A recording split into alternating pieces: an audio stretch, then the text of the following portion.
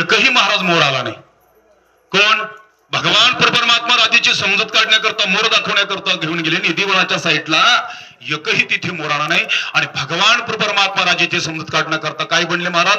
स्वतः मोर बनले. म्हणजे नुसता गोपीला कृपा केली, त्यांना आनंद प्रेम सुख दिलं नाही, तर संपूर्ण गोप गोधना सकला सर्वांना आनंद दिला महाराज. हे सामान्य नाही. मोर त्याच्या आजही मोर मंदिराच्या बाजूनी महाराज बोंबलत फिरतात. छोटे छोटे बछडे महाराज मंदिराच्या कृष्ण जिथे वाढला त्या मंदिराच्या साईडने हंबरडा फोडतात महाराज. हा भगवान कृष्णाचा प्रेम आहे महाराज, सामान्य नाही. विठ्ठल विठ्ठल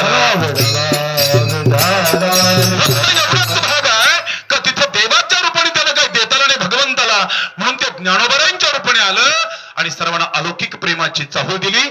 जीवन सुखमय केलं ज्ञानोबारायांनी. पसायदानामध्ये तर सर्वांना कृतार्थ करून टाकला ज्ञानोबारायांनी. आणि तोच भगवंत इथे आला बरं का, आणि स्वतः बरोबर बनले.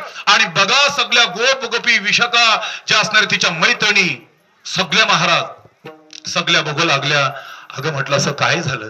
भगवान या जगाचा ब्रह्मांडाचा मालक त्या राधेची समजूत काढण्याकरता मोर झालेला आहे महाराज. आणि त्याच्यासमोर नृत्य करतोय. आणि याच भावाचा एक गीत हा प्रगट केला.